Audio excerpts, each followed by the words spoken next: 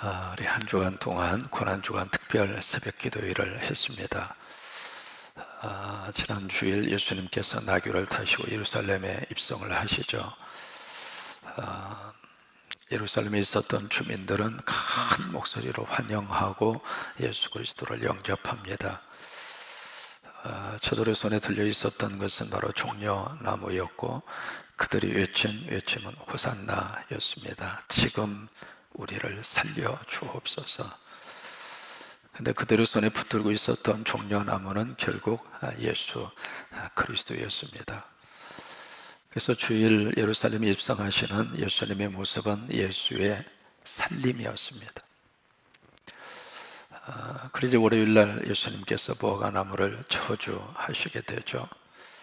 그 사건 속에서 우리는 하나님이 우리에게 요구하시는 것은 무화과나무를 통해서 하나님께서 원하시는 목적은 바로 열매였다고 하는 것, 그 열매는 바로 예수 그리스도의 열매라고 하는 것을 함께 묵상을 했습니다. 그 다음 날 그 문제로 인해서 이제 변론이 성전에서 청결사역이 일어났고, 그것 때문에 그 다음 날 예수님과 제사장들 사이에서 변론이 일어나게 되죠.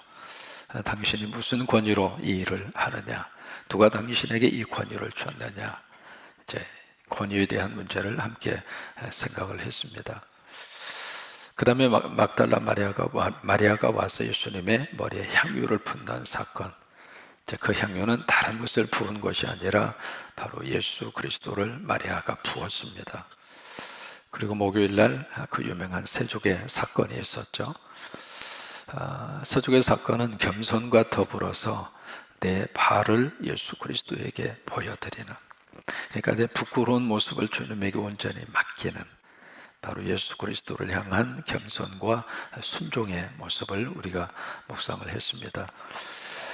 오늘 우리가 이 금요일 새벽, 특별히 성금요일 새벽인데 함께 우리가 묵상하는 것은 바로 십자가입니다. 마가복음에 보시면 마가복음 1장 1절의 시작이 세 가지의 단어로 시작을 합니다. 하나님의 아들, 그 다음에 예수 그리스도, 그 다음에 복음이라고 하는 단어입니다. 그러니까 마가복음 1장 1절을 딱 펼치시면 하나님의 아들 예수 그리스도의 복음의 시작이라, 이것이 마가복음의 문을 여는 첫 번째 1장 1절입니다. 그 1장 1절 속에 이 중요한 단어가 다 들어있습니다. 하나님의 아들 예수 그리스도 복음, 이것이 바로 성경에서 우리에게 주고 싶은 하나님의 메시지입니다. 결국 예수님은 누구이신가? 하나님의 아들이시고, 예수님은 누구신가? 그리스도이시고, 예수님은 누구신가? 복음이라고 하는 겁니다. 이 복음이라고 하는 이 내용 속에 모든 인생들이 가장 갖고 싶은 것이 복음입니다. 이 세상에 살면서도 복음이 필요하고, 이 세상을 떠날 때에도 복음이 필요하고, 우리는 이 복음을 추구하면서 사는 하나님의 사람들입니다. 그러니까 믿음의 가장 중요한 개념이 마가복음 1장 1절에 그대로 거기에 선포를 하고, 그 다음부터 1장 2절부터 이 구체적인 내용들이 쭉 전개가 되는 거예요. 그래서 마가복음 16장까지 이어지게 되는데, 이 하나님의 아들과 예수 그리스도의 복음, 이 두 가지의 것이 결국 복음 안에서 만나게 되잖아요. 가장 이 세상의 기쁜 소식은 누구인가? 하나님의 아들이면서 그리스도로 오신 예수님이다. 이것이 가장 기쁜 소식입니다. 우리 전사님 가슴 어린 기도를 하셨습니다마는 지금 이 온 세상에 꽃이 피고 모두가 다 봄나들이를 하고, 월명고원 가서 보면 와, 세상에 벚꽃나무가, 제가 군산에 와서 가장 멋있게 지금 피어 있습니다. 거기 올라가는데 입장료 안 받습니다. 너무 아름다운 이 봄의 계절을 맞이하면서도 우리 마음속에 우울한 이유가 있습니다. 왜 그럴까요? 우리 안에 복음이 필요하기 때문입니다. 지금 우리에게 복음은 바로 바이러스가 물러나는 게 우리의 복음이죠. 이 두려움과 이 걱정으로부터 우리가 해방을 받는 게 복음이잖아요. 결국 복음을 누가 주시는가? 하나님의 아들이시고 그리스도이신 예수님이 복음을 주시는 거예요. 그런데 이 복음의 구체적인 내용이 두 가지입니다. 첫째는 십자가요, 두 번째는 부활입니다. 이것이 복음의 가장 구체적인 내용이에요. 그래서 성경은 마가복음은 1장 1절에서 이것을 선포한 다음에 어디로 계속 이렇게 포커스가 모아지는가, 바로 이 두 가지로 모아집니다. 그래서 마가 14장, 15장, 16장은 이 두 가지의 내용을 담고 있습니다. 이 십자가는 구약으로 말하면 바로 성막이 있잖아요. 성막. 그 성막에 어디에 해당이 되느냐면 바로 그 번제단입니다. 번제단. 여러분, 성막의 요소를 보시면 그 속에 그 성막의 기구를 놓은 위치를 이렇게 보면 길이가 이쪽에 100규빗이거든요. 이쪽이 50규빗이고요. 그러니까 이 성막은 이 두 개의 정사각형을 모아놓은 거예요. 반절로 이렇게 자르면 이쪽에 100규빗, 이쪽이 50규빗이니까, 그러면 이 두 개의 정사각형을 이렇게 가운데로 해서 이렇게 쫙 모으면, 두 개를 이렇게 모으면 만나는 지점이 두 개가 나옵니다. 두 개가 나오는데, 이 첫 번째 만나는 지점에 있었던 것이 바로 뭐냐면 번제단입니다. 번제단을 여기다가 놓고, 두 번째 여기 만나는 지점에 있는 여기에 뭐가 있느냐면 법궤가 있습니다. 그러니까 바로 이 번제단에 해당하는 것이 바로 십자가입니다. 번제단을 통해서 물두멍으로 가잖아요. 그리고 우리가 성소에 들어가고 그 다음에 지성소에 들어가잖아요. 그래서 지성소에 있는 바로 그 자리가 바로 법궤잖아요. 그러니까 이 십자가를 통해서 우리가 어디로 나아가는가? 법궤로 가는 거예요. 하나님 앞에 가는 거예요. 그러니까 하나님을 만나기 위해서는 이 번제단을 통해야 돼요. 이것을 통하지 않고서는 여기에 법궤 안에 들어갈 수가 없다고 하는 거예요. 그러니까 이 구약에서 말하는 이 번제단이 바로 어디냐면 십자가입니다. 그래서 마가복음 속에 바로 이 복음의 역사가 계속 십자가와 부활 쪽으로 모아지는 이유가 바로 거기에 있는 거예요. 그러면 오늘 본문을 통해서 십자가의 의미를 세 가지로 설명을 합니다. 첫째로 예수 그리스도의 십자가는 유월절 어린 양이었다. 이게 첫 번째 선포입니다. 우리 1절에 보시면 제사장들, 산에 드린 공회 많이 들어보셨잖아요. 이 사람들이 예수 그리스도를 처형을 시키는데 꼭 피하고 싶은 날이 하나 있었습니다. 그 날이 무슨 날이냐면 유월절입니다. 그게 1절 말씀이거든요. 유월절을 시작으로 해서 그 다음에 무교절이 시작이 되는데 그 일주일 동안 가는 거예요. 그러니까 예수님을 죽이고 싶은데 이 예수님을 죽이는 그 시간을 유월절은 어떤 일이 있어도 피하고 싶은 거예요. 그것이 지금 1절에 나타나져 있는 산헤드린 대제사장들, 그 사람들의 계획이었습니다. 이유가 있습니다. 유월절이 되면 전 세계에 흩어졌던 유대인들이 예루살렘으로 다 모입니다. 그러면 얼마나 모였을까 궁금하잖아요. 그 당시 1세기, 2세기 때에 중동을 중심으로 한 역사를 기록한 사람이 조세푸스입니다. 이 사람이 그 당시에 역사를 쭉 기록을 했습니다. 여러분, 역사적인 자료가 시대가 흘러가서 너무 그 자료 자체가 귀한 거예요. 그 역사의 자료를 남긴 사람이 조세푸스예요. 근데 이 사람이 그 당시 예수님 당시에 예루살렘에서 유월절에 희생하는 양의 숫자를 기록을 했습니다. 그 숫자가 25만 6,500마리입니다. 그러면 양 한 마리를 잡으면 몇 명이 같이 이렇게 유월절 잔치를 벌였냐면 10명이 잔치를 벌입니다. 그럼 계산이 나오죠. 거의 한 270만 명입니다. 엄청난 양이 유월절이 되면 예루살렘에 이렇게 모이는 거예요. 모이는데 만약에 그 순간에 정치적인 의도를 가지고 뭔가 이 사람들의 잘못 예수 그리스도를 만약에 십자가형을 처한다면 폭동이 일어나죠. 그러니까 자기들이 감당할 수 없는 거예요. 그래서 어떤 일이 있더라도 유월절은 피하자. 유월절만은 피해서 예수 그리스도를 십자가로 죽이자. 그것이 그 사람들의 계획이었는데 어떻게 됐는가? 하나님께서는 예수 그리스도를 유월절 어린 양으로 이 세상에 보내셨어요. 그래서 유월절이 되면 오후 3시에 바로 그 양을 잡습니다. 양을 잡는 시간에 예수님이 십자가 돌아가신 거예요. 그러니까 십자가는 결국 어떤 의미로 이 세상에 우리에게 십자가를 주셨는가? 결국 유월절 어린 양으로 하나님께서 이 세상에 보내신 분이 예수 그리스도입니다. 그래서 요한복음 보시면은 보라 세상주를 지고 가는 어린 양이로다, 그렇게 말씀을 하시고 있잖아요. 결국 이 예수님의 십자가는 인간의 때가 아닙니다. 하나님의 때에 십자가를 지신 거예요. 사람은 그 시간을 피하고 싶었지만은 하나님은 예수 그리스도가 유월절 어린 양으로, 그래서 유월절 어린 양을 참는 그 시간에 하나님이 골고다 십자가를 세우신 겁니다. 여러분, 이 세상의 모든 것은 하나님의 때에 따라 이루어집니다. 그래서 전도서 3장에 있는 말씀대로 천하만사의 기한이 있고 때가 있다, 그렇게 말씀하잖아요. 그 기한과 때라고 하는 것이 타임과 시즌입니다. 시간이 있고 그 다음에 계절이 있다, 그 말이에요. 이 새벽에 귀한 우리 어린 친구들이 새벽에 와서 너무 감사한데, 우리 어린 친구들에게 있어서의 때, 그 다음에 시즌, 바로 그것이 뭐냐면 지금은 공부할 때이고 지금은 실력을 쌓을 때라고 하는 거예요. 그 시기와 그 때를 놓치면 공부하고 실력을 쌓을 수 있는 시간을 놓친다, 그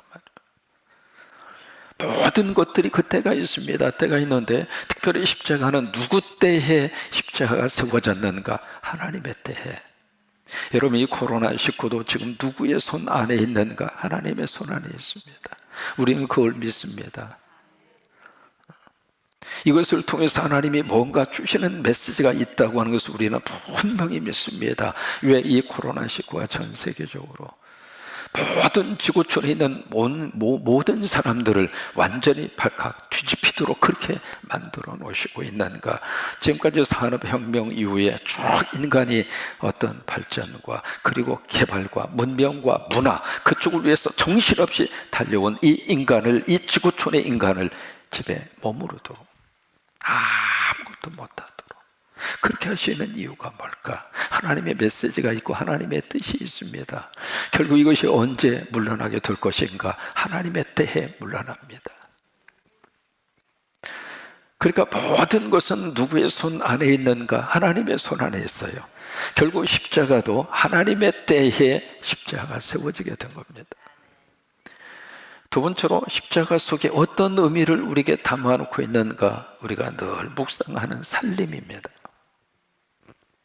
여기서 예수 그리스도를 죽일, 여기 그 계략이라고 하는 단어를 쓰고 있잖아요.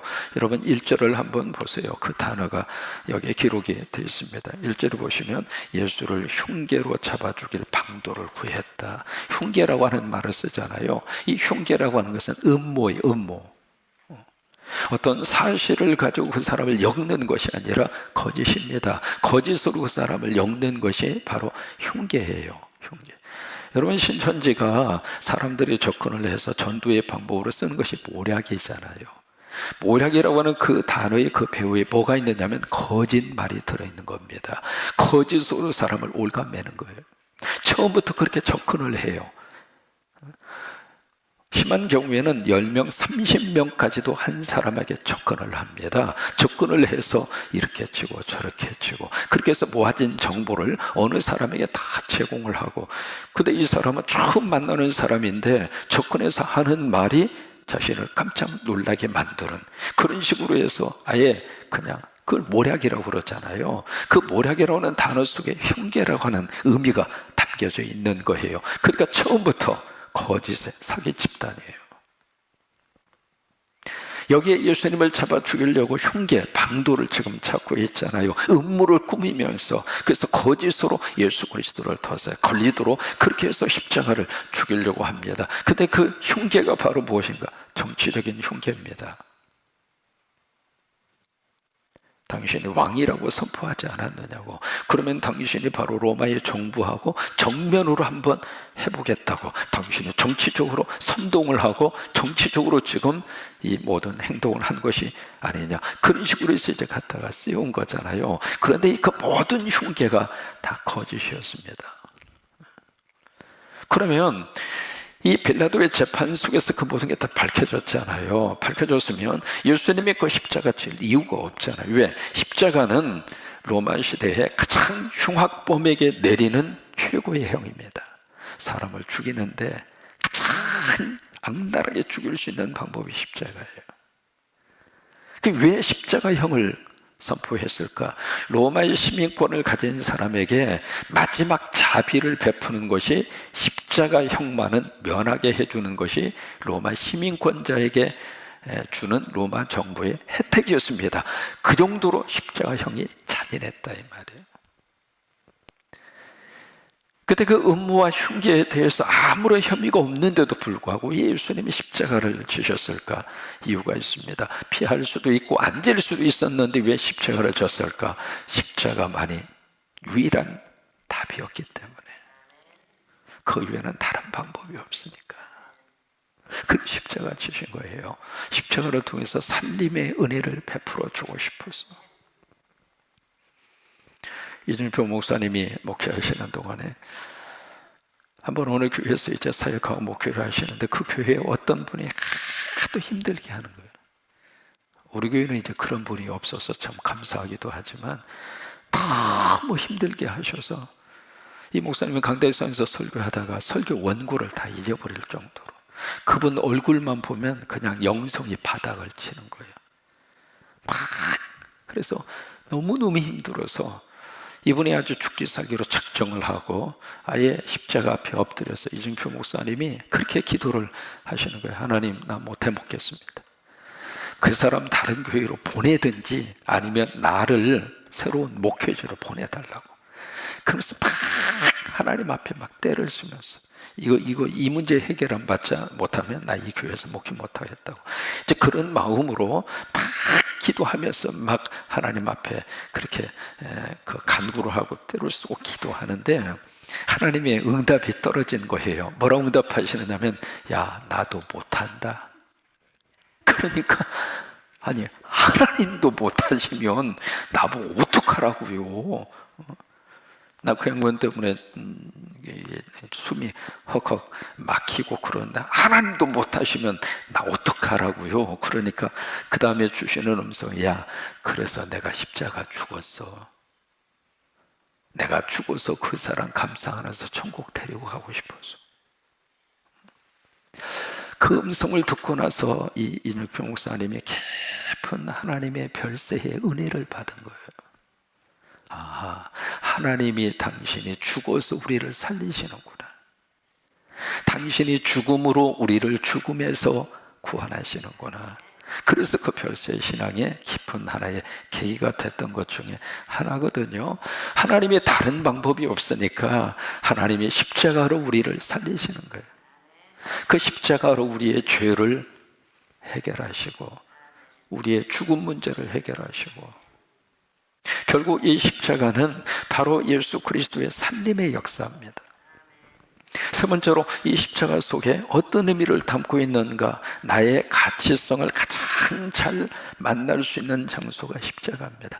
나라고 하는 이 인간의 가치가 얼마나 소중한가?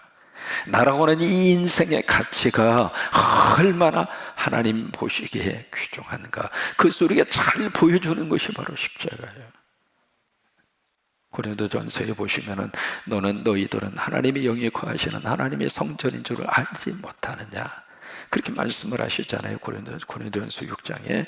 그러면서 너희들은 바로 예수 그리스도의 몸으로 산 바, 예수 그리스도의 거룩한 보혈의 피로 너희들을 샀다, 그 표현을 쓰고 있거든요. 여러분, 그 샀다라고 하는 표현 그 뭔가 이제 값을 지불하고 그 산 거잖아요. 그것을 가리켜서 우리가 뭐라고 이야기하는가? 대속이라고 하는 말을 쓰잖아요. 대속. 그러니까 값을 지불하고 하나님께서 우리를 당신의 자녀로 사셨다, 그 말이에요. 그러면 우리는 누구의 소속인가? 하나님의 소속이죠. 그리고 우리는 얼마짜리인가? 예수 그리스도를 지불했으니까 예수님 짜리죠. 그래서 우리 스스로가 이 세상에서 당당하고 신나고 멋지게 살 수 있는 하나님의 사람들이라 이 말이에요. 어느 목사님 가정에서 똥개를 이렇게 길렀는데 그 개가 갑자기 병이 걸린 거예요. 병이 걸려서 수의사에 데려가 보니까 이게요, 개도 인간이 겪는 모든 것을 똑같이 겪습니다. 개도 나이 드시면 사친 쑤시고 풍도 오고 막 그래요. 그래서 어떤 개는 눈까지 안 보이기도 하고, 어떤 개는 뒷다리가 주저앉아서 그러기도 하고, 사람하고 똑같습니다. 그래서 이제 이것을 어떻게 할까 했더니 치료비가 너무 많이 나오는 거예요. 거의 한 100만 원 이상. 근데 이 개가 이름 있는 그런 좋은 품종의 개가 아니라 말 그대로 똥개예요. 그래서 이제 목사님이 야, 이 똥개 이거 100만 원이나 주고, 그래서 이거 없애버리자고 그러면서 이제 가족회의를 하는데, 거기에 막내가 그냥 울고 불고 난리. 아빠가 목사 맞아? 어떻게 이 개를 갖다가 병 걸렸는데 버릴 수 있느냐 막 그러면서 막 울고 불고 난리를 피우니까, 자식 이기는 부모 있습니까? 결국 이제 알았어 그래가지고 그 똥개를 갖다가 그 수의사에 맡겨서 수술을 받는데, 세상에 수술비가 100만 원 들은 거예요. 그렇게 해서 이제 살려놨거든요. 살려놨는데 그 다음부터 이 개가 똥개로 안 보이는 거예요. 돈이 얼마 들었으니까. 세상에 100만 원 주고 수술한 이 개, 그 다음부터 이 개가 어떻게 될까 봐서 아이고 100만 원짜리. 개 한 마리도 돈이 들어가면 그렇게 소중한데, 하나님께서는 하나님의 아들의 값을 지불하고 저와 여러분을 하나님께서 사셨어요. 하나님 보시기에 여러분들은 너무 소중해요. 하나님 보시기에 여러분 한 분 한 분은 너무 값지고 귀한 분이에요. 우리 스스로가 환경에 의해서 나는 별 볼 일 없는 사람이야, 그런 생각이 드는 순간 하나님 생각하고, 아니야, 나는 예수님 짤이야. 한번 해보실까요? 나는 예수님 짤이야. 한 번만 더 하시죠. 나는 예수님 짤이야. 그래요. 여러분들은 너무 귀해요. 그래서 하나님이 십자가로 다 감싸 안아서 천국 데려가고 싶은 거예요. 우리가 이 세상에서 영원히 못 살아요. 바이러스로 가든지 죽음으로 가든지. 여러분, 사망률의 거의 대부분의 퍼센테이지가 폐잖아요. 그래요. 저도 그러고 여러분도 그래요. 우리는 그게 두려운 게 아니에요. 천국 못 갈까 봐서 그게 더 두려운 거예요. 구원받지 못할까 봐서 그게 더 두려운 거예요. 그런데 우리가 예수님 안에서 십자가로 우리를 구속하셔서 우리를 예수님 자리로 만드시고 하나님의 자녀로 만드셨으니, 그래요, 십자가 꽉 붙잡고 오늘 믿음으로 승리하시기를 주의 이름으로 축원합니다. 여러분, 세계 지도를 이렇게 보시면은요, 십자가 국기에 십자가 들어가 있는 나라들이 다 앞섰습니다. 참 독특한 하나님의 역사하심이에요. 우리나라 국기를 아무리 들여다봐도 국기에 십자가가 안 보여. 뭐 음양, 오행, 뭐 태극, 뭐 그런 것만 보이고 십자가가 우리 국기에 안 보이는 거예요. 그런데 감사한 것은 애국가 속에 하나님이 들어갔어. 참, 그래서 우리 대한민국의 모든 백성들이 애국가 부를 때마다 누구 이름 찾아야 돼? 부처님이 보호하사 우리나라 만세, 그렇게 안 부르잖아요. 그렇죠? 그러니까 하나님이 보호하사. 그러니까 어떤 분은 그것을 의도적으로 하느님 그렇게 하지만, 하나님이 들을 때는 하나님이라 하느님이라 하나님이지 뭐. 그걸 조금 약간 다르게 한다고 그래서 뭐 없어집니까? 그러니까 온 백성들이 하나님을 부르는 거예요. 하나님이 어떻게 하사? 보호하사 우리나라 만세. 그래요. 결국 하나님이 이 민족과 함께 하셔요. 하나님이 도와주셔서 여기까지 살았고, 하나님이 도와주셔서 남은 인생을 살게 될 것이고, 하나님이 도와주셔서 힘들지만은 우리 자녀들의 이 어려운 시기를 믿음으로 잘 이기를 바고. 지금 교회 학교에 참석하지 못한 지가 지금 한두 주가 아니잖아요. 가정에서 지금 우리 부모님들이 어제부터 온라인 수업을 시작을 했습니다마는 그 뒷바라지 하는 우리 부모님들이 얼마나 지금 애를 쓰고 수고하고 있을까요? 이런 어려운 시기에 우리 자녀들을 하나님이 꼭 보호해 주셔서 힘든 시기가 우리 자녀들에게 촉진제가 되고 자극제가 돼서, 아, 그렇구나, 내가 앞으로 살기 위해서는 지금 이 시간 내가 해야 할 일이 이거구나, 그것을 빠르게 하나님께서 이렇게 알려줄 수 있게 되기를 바라고, 하나님의 보호하신 우리 안에 충만하시기를 주의 이름으로 축원합니다.